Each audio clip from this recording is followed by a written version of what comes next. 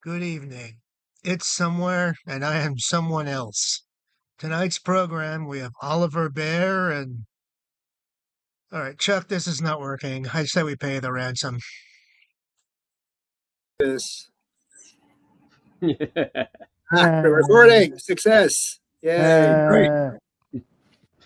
So, John, if you had to pick one of these two people and think that they'd studied schizophrenia, who'd you pick? I would totally pick Christian because he's got that well-kept and carefully trimmed mustache that screams PhD student. And I have seen more than a few PhD students in my life. Having said that, Oliver looks like a man who is well equipped to understand, possibly experience schizophrenia on his own. So I would call this a bit of a coin toss if you wanted to get honest.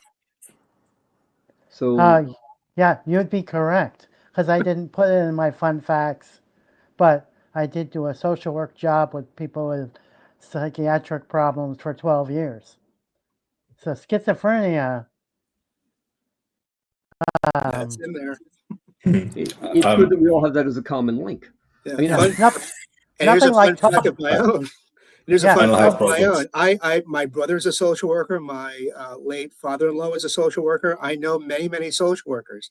All but a few of them are either dead or insane. So, coincidence? I don't know. We could talk about that too.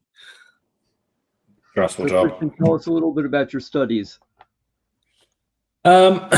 So it looks at eye movements in schizophrenia, kind of how people keep track of their own bodies. If you think about in schizophrenia, there's a common theme of autonomy and control, feelings that thoughts, actions, behaviors don't belong to you; they belong to some outside agency. So I'm kind of looking at how that might relate to vision. And, your eyes moving all the time. So it's very important for your brain to know where you're looking, when you're looking, what you've done. So I'm looking at that in schizophrenia. So, it's interesting. It's been part-time though. I've done it I'm coming up to the last year. So I'm coming up to year 7, year 8, and I am desperate to get over the finish line. 8 years is a lot for a study. Yeah. I'm in a longitudinal sleep study right now. Not on your side of it, I'm a patient, but we're finishing up the last of 2 years, and 2 years seems to have aged the researcher quite a bit. So you're looking very well for a man who's been doing this for that long. Mm-hmm. I had hair when I started, so I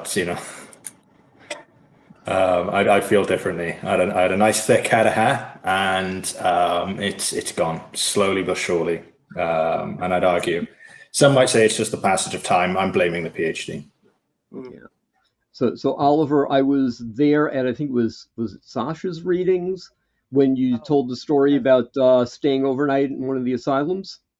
Yes. It turns out it wasn't really overnight, but it was 8 hours. Yeah. So I technically, it was where I worked was not. We couldn't call it an asylum, but it was independent housing for people with psychiatric problems. And one goes. And we worked in the basement of that building, so our offices were in the basement. The other fun fact about that, which Christian, you will appreciate this, so a bunch of people with psychiatric problems in a building that used to be an old immigrant hospital. And then put the social work offices in an area where right next to it used to be the morgue. And actually where the morgue was the kitchen. the kitchen and dining room. And I think the kitchen pantry, like the kitchen freezer, was probably the morgue freezer. Because I don't think they put in a new freezer when they redid the building.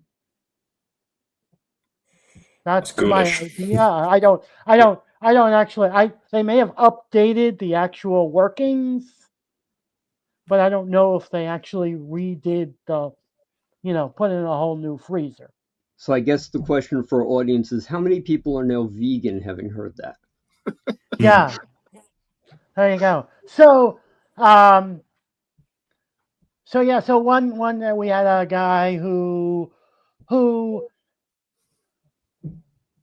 possibly going with here, possibly was schizophrenic, though.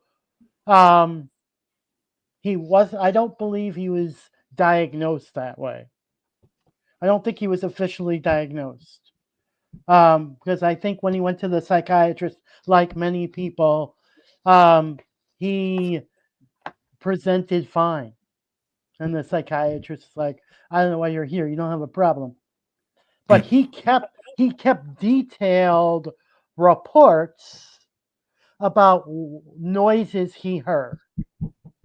And he kept claiming to hear noises and people, and even in the floor above him, even when somebody didn't live there. And he had so he would come down almost every day and present his report. And you could almost think of it as graphomania. I mean, very detailed report about everything, literally, that he heard or Thought he heard. thought he heard. Yeah, exactly. So he so after a bunch of time, basically my boss, he had gone to his case manager. It got so much, his case manager went to her supervisor. The supervisor eventually brought it to my boss. So he eventually got like weekly meetings or with my boss. And finally my boss has sort of had enough, because he had even called plumbers or had contractors look at the room above to see if it was pipes. He was he was 2 floors away from the roof, so maybe he had contractors look at the roof. Basically found nothing. So one day I come in and he says, Oliver, for you get done what you need to get done this morning, and then the rest of the day you're going to spend in that room above him, and tell me if anything, you hear anything, or you. So. Yep. So Oliver's a professional ghost hunter. Just we Yes. understand. Yeah. Or as I presented this as Sasha's thing, a ghost whisperer. Because so I sat in that room and really nothing much happened. I think that I heard some pipe noises. So because as Charles, maybe John doesn't know as well, knows the person I am, I just I was getting kind of bored, so I just decided I'm going to start talking to the room. If there's something here, it's ignoring me. Or there's nothing here, or like I'm not its type. I don't know. So I just start talking to the room and sort of like and sort of like nothing happened for a bit. And then it gets towards the end of the day. I have to go downstairs, and I'm like, well, I have to go now. And as I'm turning to go, the blinds on the window Russell. Mm. And I'm like, huh, well, that's interesting. And I like look at the window, and I'm like, well, it could be the AC. It could be, there could be a gap in the window. I don't see one, but um, so yeah, and then I mean, then there seems to be more pipe banging than there was. Um, so I just like, so I'm like, so what? You don't want me to leave? Like I have work to do. I've been sitting here all afternoon waiting for you. And now you decide that you don't want me to leave. And there's like more shade, blind wrestling.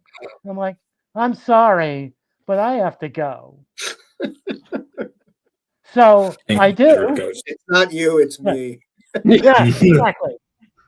So I go. So I do. So I go. I go downstairs and I tell my boss. My boss is like, "So, was there anything?" And I was like, "Well, nothing really. I mean, like there was some blind rattling, but the AC may have been on. The window may not be sealed properly. Um, and that. So he was like, I was like, so I don't really think there's. I think, you know, I think our tenant is, like I don't know if he's exactly hearing things, but it's also possible he's lonely and he's exaggerating sounds in his apartment. Like or maybe it's somebody in the next door apartment. So, Christian, what Uh, do you think about this cover up Oliver's got going here to hide the real facts? Um, I think it's funny that you watch movies and people always criticize the characters for taunting the ghosts and talking to the ghosts and trying to bring them on, and yet here you are saying that you thought you're pretty sure you're in exactly. a haunted location, and you were like, oh come on, I got a schedule to stick to, get going. Right, Uh, right. Yeah. So yeah, so that was, and then later on, what would happen was like I'd be meeting with somebody, and they would swear there was like, you know, more breeze in the office mm, than, um, and so I was one of the few people who would get away with this. I think because my title wasn't an official social work title, I would just look up and go, I'm busy now. I'm with somebody. When they're gone, you know. Um, and so I had people. So apparently, some of the people in the building, would started calling me like Ghost Whisperer, or would come down and say, Oliver, could you talk could you talk to the ghosts, please? Because I'm having a really hard time. It's been a bad day. Could you just please tell them to calm down? So, I do a thing and they come back and they were like, thank you so much. they sound My day has pragmatic. been so much better.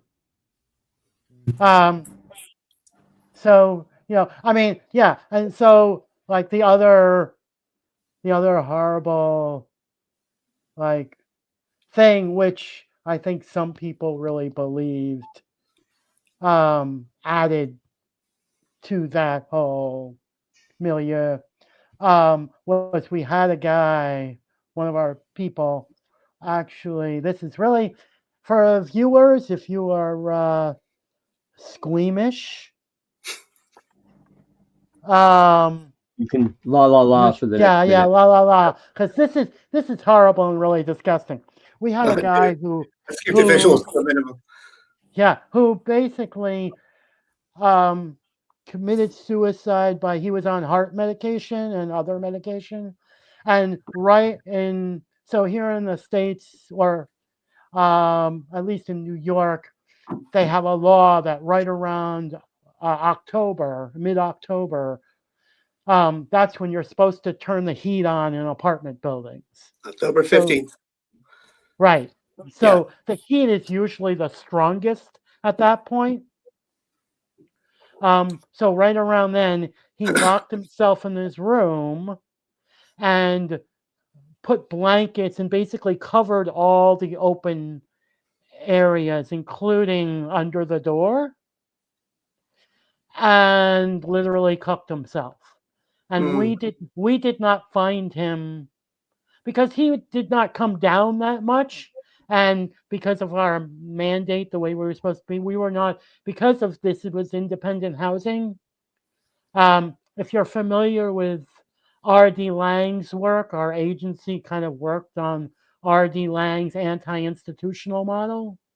So we weren't really supposed to, like, we could check in, do like house, health checks or something like that. But if somebody said, I don't want you to contact me unless I come down, we weren't supposed to.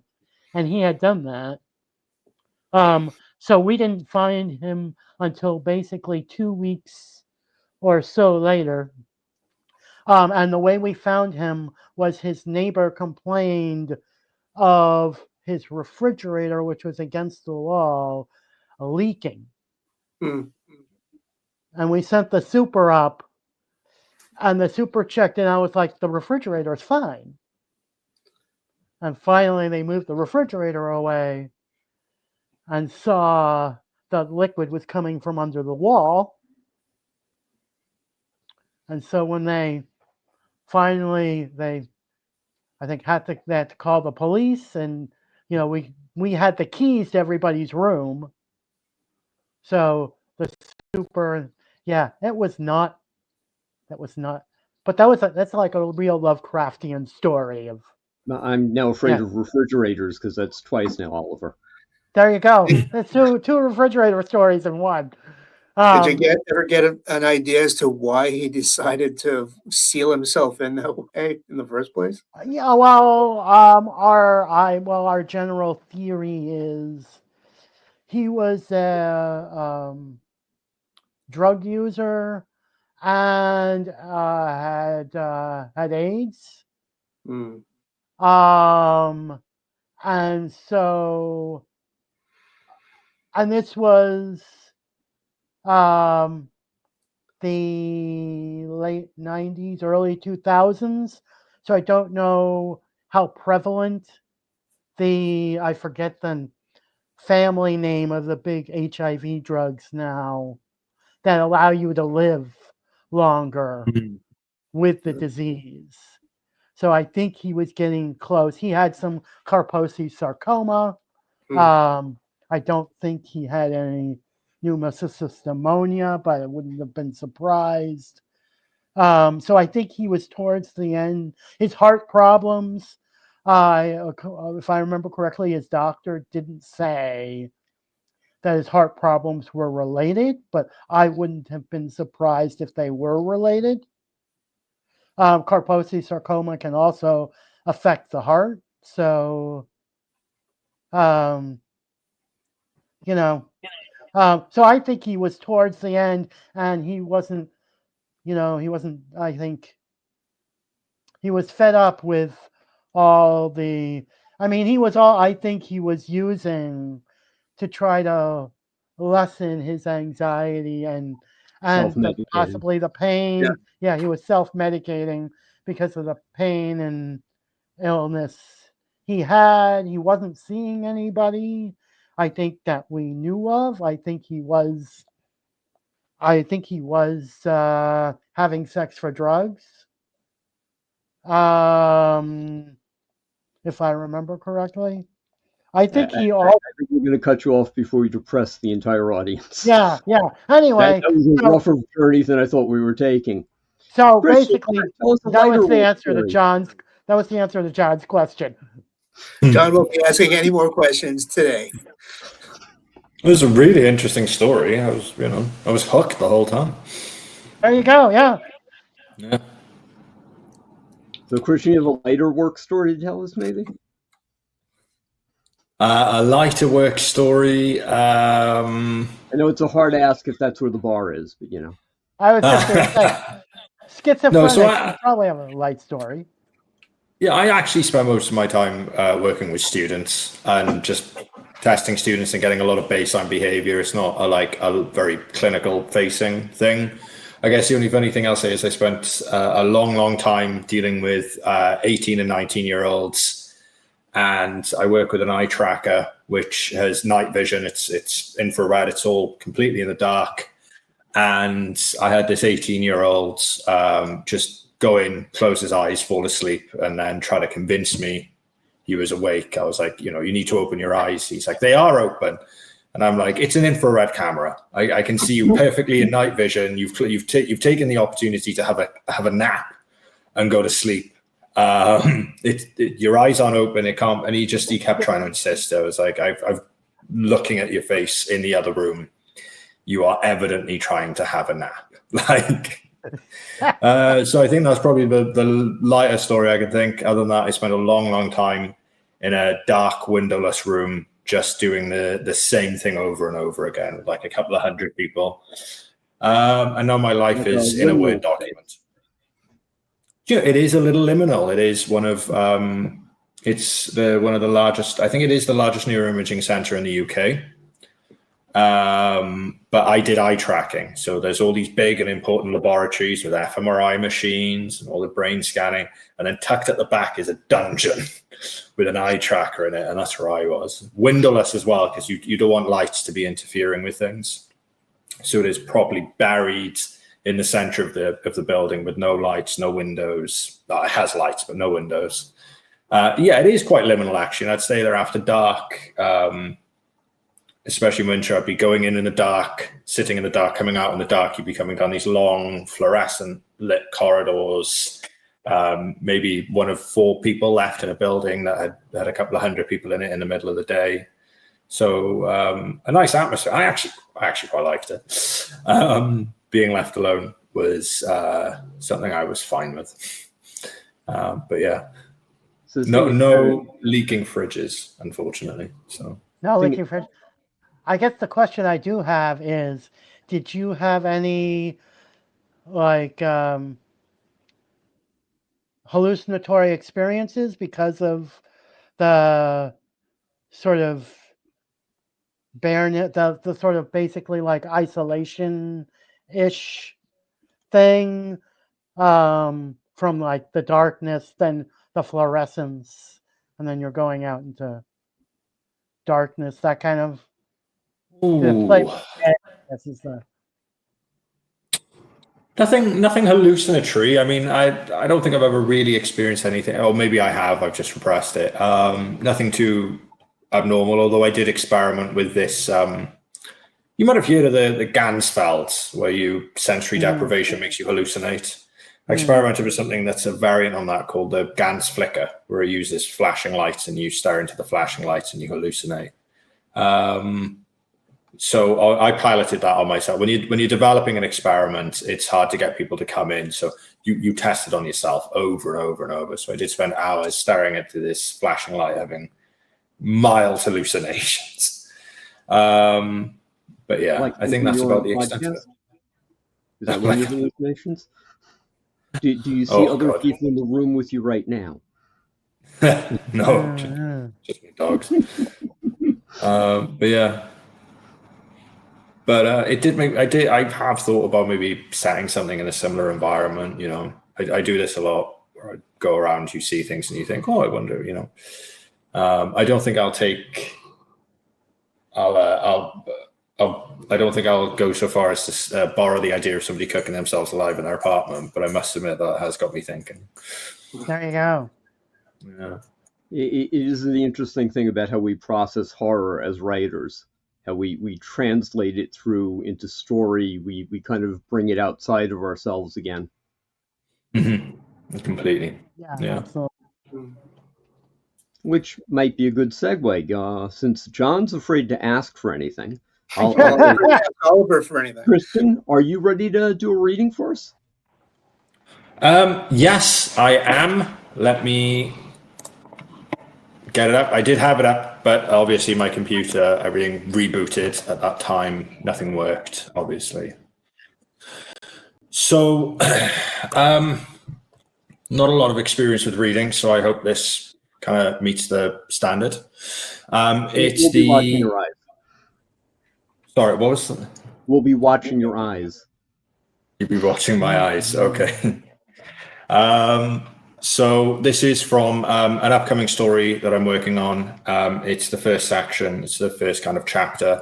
I think it comes out to about 5 minutes. So the current title of the story is "My Dad Ate Meat from a Deer That Was Acting Very Strange, and Now He's Acting Strange Too." So probably going to get a proper title if it gets into print Monday. So the party was 2 weeks ago. I stole a few beers when the adults weren't looking and shared them with Lucy Sitkins away from the crowd. She drank hers greedily as we sat beneath the bough of a low tree, speaking low so no passers-by could hear. Every time we whispered, we tilted our faces a little closer and closer. There was a moment where I thought she was going to rest her head on my shoulder as she told me about how she wanted to be a vet, and my heart skipped as I debated putting my arm around her waist. It was all cut short when her father, Larry, stood in front of everyone in the party and forced a beer can down his throat. I didn't see it. I only heard the cries that had us both sitting upright beneath the branches.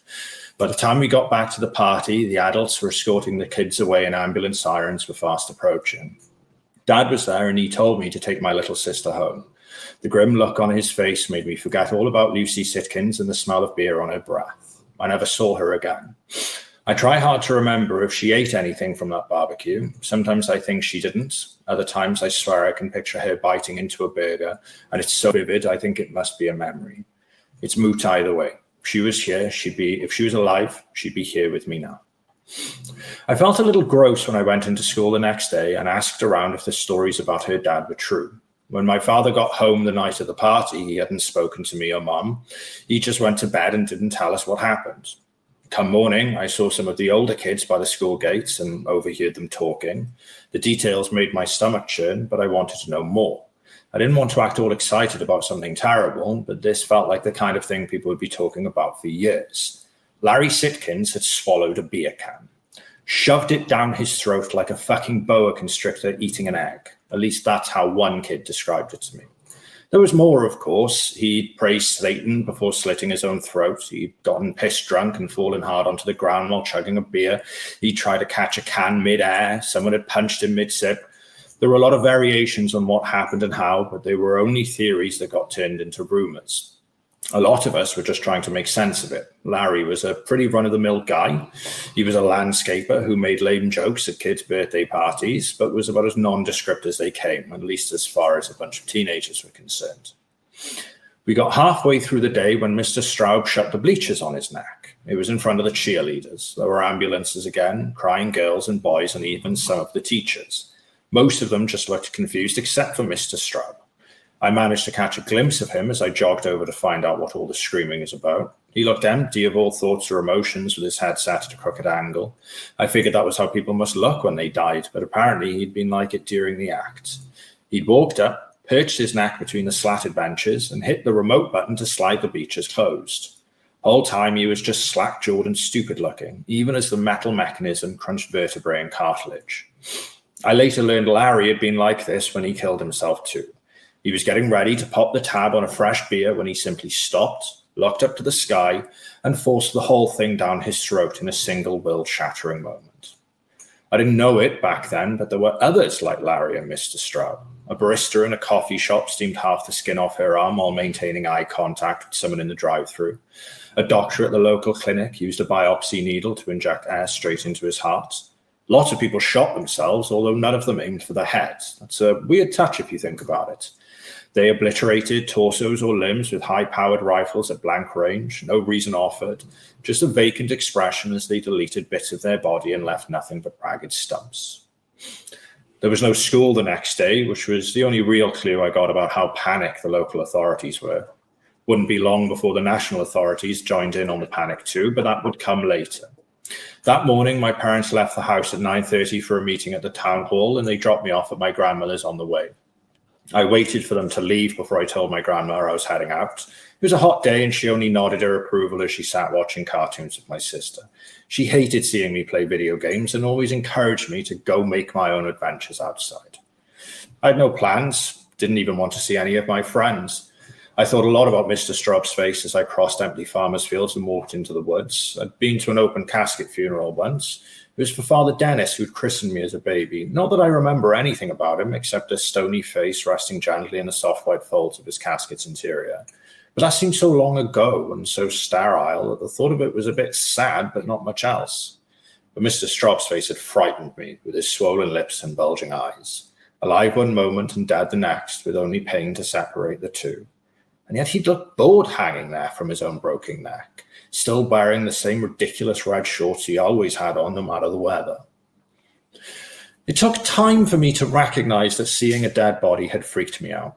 I felt like it shouldn't have messed with me as much as it did, and I guess that's why there was a little bit of anger mixed in with all the thoughts in my head. It's also why I pushed on through the woods until the trees began to thin, marching in the humid summer heat until my t-shirt was soaked and my legs ached. I wanted to feel tired, wanted it so the only thing I could think of were my throbbing hamstrings and sunburnt forehead. It ended when I finally reached the tracks.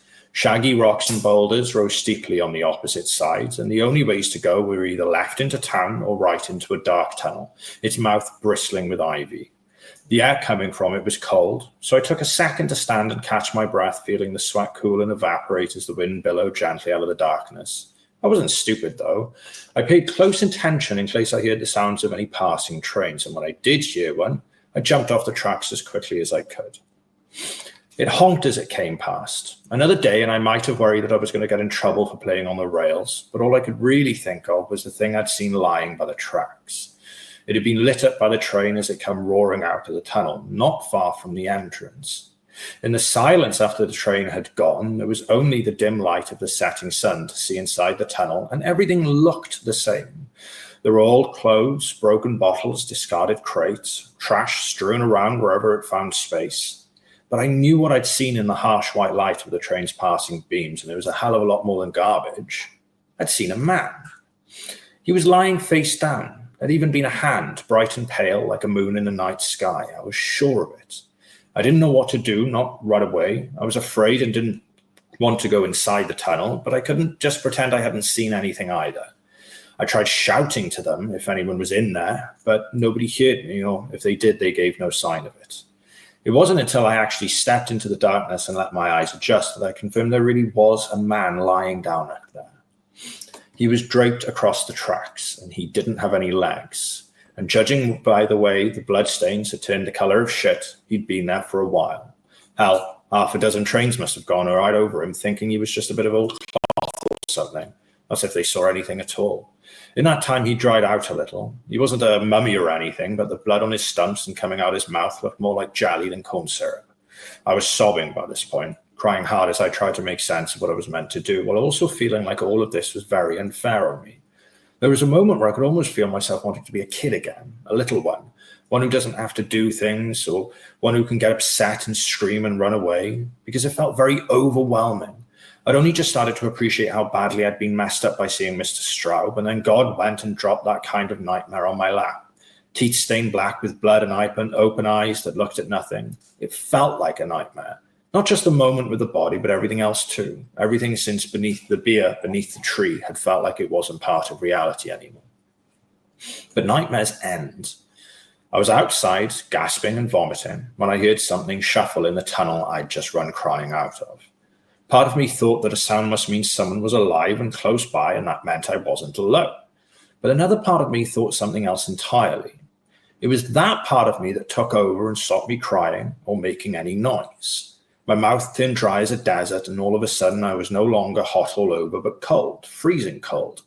And my legs were back paddling away from the tunnel with short, quiet steps. Still, the noise persisted. It was the shuffle of something getting dragged over gravel and old plastic bags. It had a rhythm to it that was slow. The word that springs to mind is one I got taught in a biology class a long time ago: locomotion. Something down there was moving. It was moving towards me.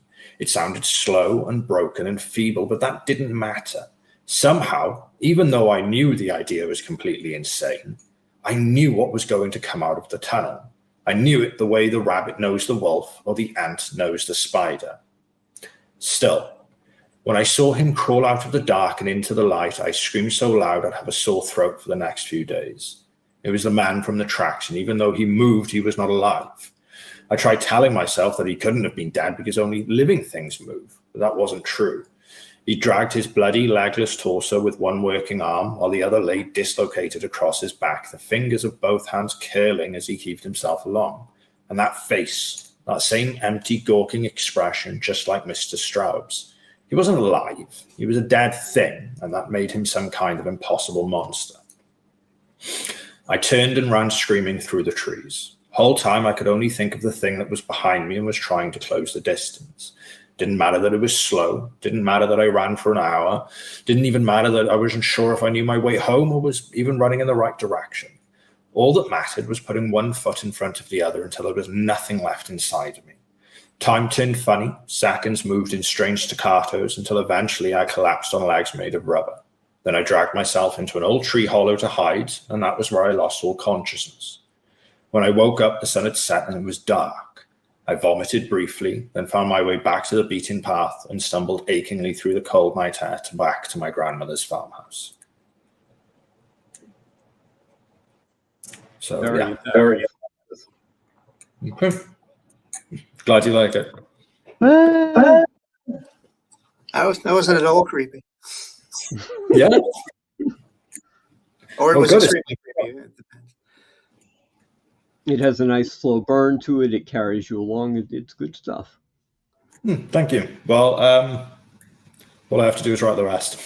I don't know. If you've got a pretty awesome beginning. You've got the image of someone plugging a beer can down their own throat. Yeah, that was creepy. Great. Oh, thank you. Yeah, I appreciate it. It's fun to put something out there that's not quite done. It's interesting. Normally I have to edit and do everything and kind of get it all done by myself. So it's been an interesting part of all of this is having people to bounce these ideas off of and get a bit of feedback. And it's interesting. I'm glad you liked it. Yeah, I'm a huge fan of critiquing circles and writing groups for exactly that reason. I have my own weekly group because that feedback is so valuable. But that is terrific. Well, I'm definitely going to be seeking out a few more, couple of writing groups and feedback groups myself. Very good. So given the real world stuff you guys were talking about, I was wondering if the horror was going to hold up, but the horror held up. And I think we're going to let Oliver read next and see what he's going to do to us. I said with a little bit of fear, but a lot of interest. So I'm going to read a short story and then a poem. This is not, I don't think, this isn't as, I think, creepy as other things, but it has its moments. Johann knew the bugs were there. Their incessant drone filled his ears at night. His days spent watching their leathern wings flapping. He pointed them out to others, but was constantly told those were just clouds, or at best large flies. No one seemed to see or hear them the way he did. He took to watching the sky so much when he walked around town, he often did not see what was in front of him. He fell off the curb several times, sprained his ankle, and almost broke some bones when he fell after being tangled up in the leashes of a dog walker. But he was never hit by a car. Perhaps the bugs were watching out for him with each facet of their prismatic eyes. There was a pattern to their flight. At night, it seemed to align with certain stars in the heavens. He tried to match this up during the day, but it was too difficult. They did not pulse in the same way. He took to wearing dark glasses to try to recreate the pattern in the sky during the day. They didn't help. The sun and clouds kept getting in the way. He tried to recreate the pattern on paper, but all he got were a demented spirograph of shapes and whirling circles. While he could not make out what it was, he knew there was meaning in the design if only he could divine what they were expressing. He started walking it while watching the skies. His erratic gait caused people to give him wide berth, and cars would stop as he crossed the street. Eventually, there was more sky for him to look at, and the bugs had to share their path with the birds. The pattern became more convoluted as it circumscribed the avian neighbors. He heard water lapping ashore, but could not avert his eyes from the aerial dance. He must be near the river. They flew over the water in a completely new pattern. The sky sparkled where they had been. A trick of the light, surely, but Johann needed to know what this was. He stepped out, only to realize there was no more ground, only water. He flailed his arms as he fell, and yet his gaze remained fixed to the sky. He held his breath as he plunged down. Hopefully, this was not the deepest part, and he could swim back up once he hit the bottom. He kept sinking. He was not sure why, but he could not keep his head from staring at the surface of the river from below. He was getting to the point where his chest hurt, and there was still no ground.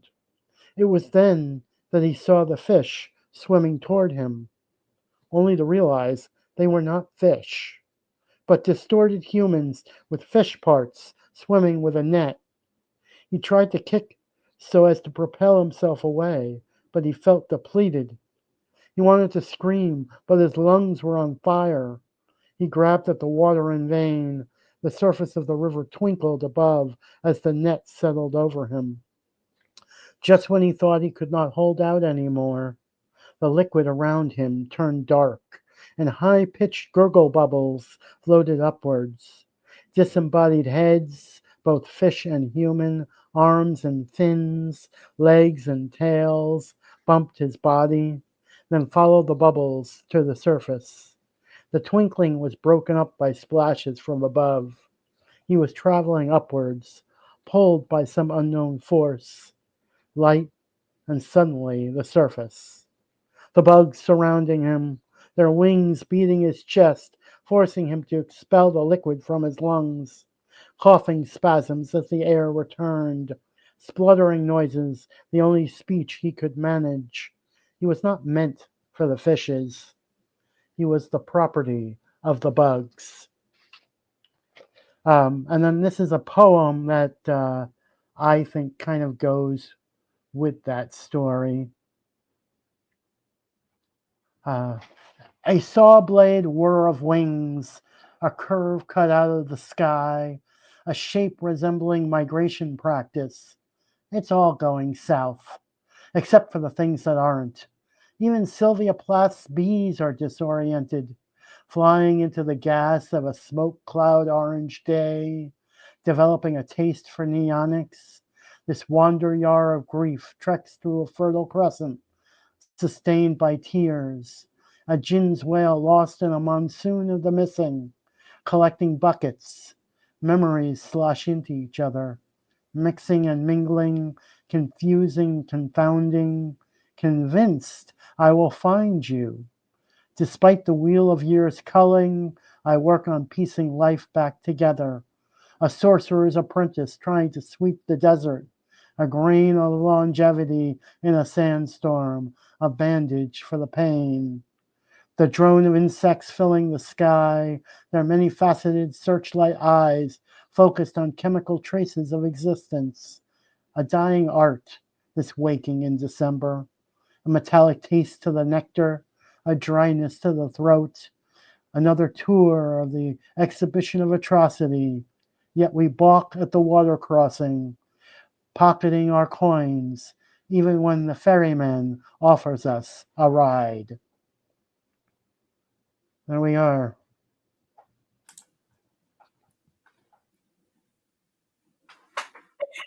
That be it. I liked it. It was really good. That was awesome. Yeah. Thank you. And I think I've got that issue of Soul Scream on my TBR list. Hold up the cover. Yes. Yeah, I absolutely have that. Yeah. It's going on my TBR list. Soul Scream. I have And Chris Ryan. yes. And I have 4 pieces in there. And I have a piece in there. My and wife yes, is a piece in there. yes, that's right. And I was gonna say, I was gonna look to see. I don't think the poem I read is in here. I think it's a different poem. Okay. That makes this particular recording an artifact. There you go. Something new. I'll tell you. I'll tell you in a minute. No, don't tell us. Let people figure it out for themselves. Yes, Yeah. Buy the book. yes. There you go. Buy the book. Buy the book. There you go. So, Christian, what do you have coming up? I have a 3rd anthology on the way. So I'm going to have, I think, 4 anthologies in total with Velox books. But they're publishing previously written things. So in the short term, I'm just writing more short stories. But I am also working on a novella, doing something. I think zombie. I've been feeling. I don't know. I've just been feeling. Watch Night of the Living Dead, Dawn of the Dead. I've got a Turn of the Living Dead T-shirt. Nice. I'm feeling very zombie-ish. It's on my mind right now. So I definitely want to write. I've got the outline of a novel or a novella called They Fester, probably set in a retirement home. So do give your full name so people can go find you? Oh, my full name. Christian Wallis. And I think that's pretty much how you would just find me. Is like I've been pretty consistent on branding with that. The books are With Teeth and More Teeth. And the third one, I think I'm not sure about the title. That's still, I think Velox will let me know. I also have Webbed with Raventail, which I had an absolute blast writing. And I'm absolutely ready to write a second one at a moment's notice. But yeah, I think that's what, until then, I'm going to keep myself busy with a zombie book because I think I've read 3 Brian Keane books in a row, and that's probably also contributed. So, Oliver, what do you got coming up? Again, you did a lot for Soul Scream, but what's next? Yeah. So I'm doing. Well, I'm considering. I haven't really decided. I'm doing a reading in August here in New York. So I'm thinking that I should write something new for that reading. We'll see if that happens. And then I have some other things in the works that I can't talk about Very good. for refrigerator reasons. Oh yeah. I'm very, very frightened now. Fridges I and will see you in poltergeists. August at Shade Bar for that reading. Okie doke. So we need to end our show here because John's got a hard stop coming up. So Yeah. Right. Danny, oh Danny.